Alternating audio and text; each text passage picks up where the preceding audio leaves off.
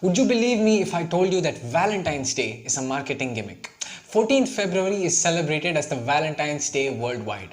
But why is it celebrated as a day of love, and do we need to celebrate this day? Don't get me wrong, I'm not trying to contribute to the it's not our culture debate. But yes, I am challenging the knowledge that you have about Valentine's Day. Because if it was not for the exchange of gifts and presents, maybe this day would not even have existed. Welcome to today's special video. I am Aditya Shetty from Herur Brahmawar, and this is the Stimulus for Change video series. Modaledagi, here's a reminder of this day in the Indian context. On 14th of February in 2019, the Pulwama attacks happened in Jammu and Kashmir.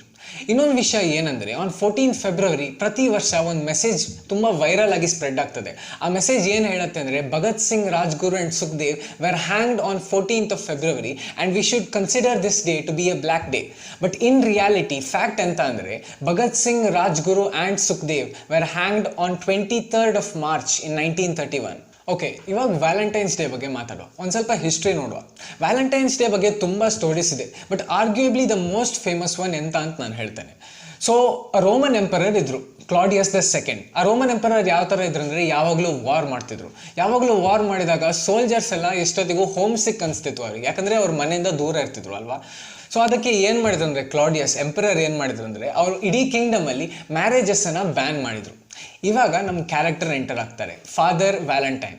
ಅವ್ರಿಗೆ ಏನು ಅನಿಸ್ತಂದರೆ ಈ ಥರ laws ಎಲ್ಲ ಇಡಬಾರ್ದು, and he secretly arranged for marriages in the kingdom. And ಇದು ಎಂಪರರಿಗೆ ಗೊತ್ತಾದ ಮೇಲೆ ಅವ್ರಿಗೆ ಇಷ್ಟ ಆಗಲಿಲ್ಲ, and he sentenced Valentine to death. ಇವಾಗ ಇನ್ನೊಂದು ಸ್ಟೋರಿ ಅಂತ ಹೇಳುತ್ತೆ ಅಂದರೆ, ಕಂಟಿನ್ಯೂಯೇಷನ್ ಏನು ಹೇಳುತ್ತೆ ಅಂದರೆ, ಜೈಲಲ್ಲಿದ್ದಾಗ ಜೈಲರ್ ಇದು ಮಗಳು ಬ್ಲೈಂಡ್ ಇದ್ಲು, and Valentine Father Valentine cured the blindness of this girl. And on the day that he was beheaded, the day when he was executed, ಅವರು ಒಂದು ಲೆಟರ್ ಬರೀತಾರೆ ಆ ಹುಡುಗಿಗೆ. ಆ ಲೆಟರ್ ಲಾಸ್ಟಲ್ಲಿ ಬರೀತಾರೆ, from your Valentine. In the late 5th century, the Catholic Church declared that the 14th of February is a day of feasts for the martyred Saint Valentine. ಕೇಳಿದಾಗ feel ಆಗ್ತದಲ್ಲ, ಹಾಗೆ ಆಗುತ್ತೆ. But since there are no specific references, ಇದು just ಒಂದು story ಆಗಿರ್ಬೋದು. Because according to the Catholic Encyclopedia, there are 3 different people with the same name who are martyred on the same day. Interesting. Okay, ವಿಷಯಕ್ಕೆ ಬರೋಣ. ಇವಾಗ ನಾನು ಹೇಳಿದೆ Valentine's day is a marketing gimmick. ಯಾಕೆ marketing gimmick? First ಹೇಳಿ, Valentine's ಡೇಗೆ gifts ಕೊಡ್ತಾರಾ ಕೊಡಲ್ಲ? ಅಫ್ಕೋರ್ಸ್ ಕೊಡ್ತಾರೆ, because gifts and presents are an expression of love ಅಲ್ವಾ. ಬಟ್ ಈ ಗಿಫ್ಟ್ಸ್ ಎಲ್ಲ ಕೊಡೋ ಟ್ರೆಡಿಷನ್ ಯಾವಾಗ ಸ್ಟಾರ್ಟ್ ಆಗಿದ್ದು? ಇವಾಗ ಒಂದು ದಿನ ಸೆಲೆಬ್ರೇಟ್ ಮಾಡಿದಾಗ ಪರ್ಚೇಸಿಂಗ್ ಜಾಸ್ತಿ ಆಗುತ್ತೆ ಅಂತ ನಾವು ಮಾರ್ಕೆಟಿಂಗ್ ಗಿಮಿಕ್ ಅಂತ ಹೇಳಲಿಕ್ಕೆ ಆಗೋದಿಲ್ಲ. ಹಾಗೆ ಹೇಳ್ತಾ ಹೋದರೆ ಫೆಸ್ಟಿವಲ್ಸ್ ಟೈಮಲ್ಲಿ ನಾವೆಲ್ಲ ಹೊರಗಡೆ ಹೋಗಿ ಸ್ಪೆಂಡ್ ಮಾಡ್ತೇವೆ, ಪರ್ಚೇಸ್ ಮಾಡ್ತೇವೆ, ಹಾಗಂತ ಫೆಸ್ಟಿವಲ್ಸ್ ಎಲ್ಲ ಮಾರ್ಕೆಟಿಂಗ್ ಗಿಮಿಕಾ ಅಲ್ವಾ? ಹಾಗಾದರೆ ನಾನು ಹೇಳೋದ್ರಲ್ಲಿ ಕಾಂಟೆಕ್ಸ್ಟ್ ಏನಿದೆ? ನಾನು ಯಾಕೆ ಹೇಳ್ತಿದ್ದೇನೆಂದರೆ, the Catholic church announce that Valentine's day is on 14th of February in the 5th century. 5th centuryಯಿಂದ early 20th century ತನಕ ಅದಷ್ಟೇನು ಗ್ರ್ಯಾಂಡಾಗಿ ಸೆಲೆಬ್ರೇಟ್ ಮಾಡ್ತಿರ್ಲಿಲ್ಲ. And it came to India as a celebration only towards the end of the 20th century.